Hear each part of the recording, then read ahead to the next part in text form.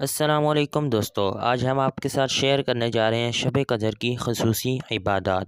Number 1، 2 رکعت نماز نفل ادا کریں۔ ہر رکعت میں سورہ فاتحہ 1 بار، سورہ قدر 1 بار اور سورۃ الاخلاص 3 بار پڑھیں، اس کو شب قدر کا ثواب حاصل ہوگا۔ نمبر 2، جو شخص 4 رکعت پڑھیں، ہر رکعت میں سورہ فاتحہ کے بعد سورۃ التکاثر اور سورۃ الاخلاص 3 بار پڑھیں، موت کی سختی اس پر آسان ہوگی، عذاب قبر اٹھ جائے گا، اس کو جنت میں 4 ستون ملیں گے جن کے ہر ستون پر 1000 محل ہوں گے۔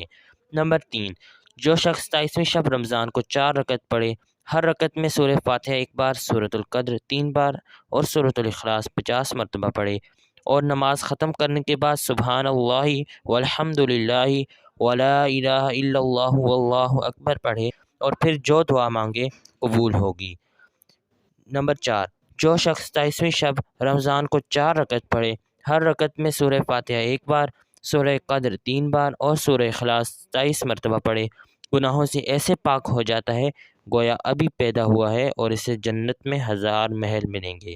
نمبر 5، حضرت علی رضی اللہ تعالیٰ عنہ فرماتے ہیں کہ جو شب قدر میں عشاء کی نماز کے بعد 7 مرتبہ سورہ قدر پڑھے، ہر مصیبت سے نجات ملے گی، 1000 فرشتے اس کے لیے جنت کی دعا کرتے ہیں۔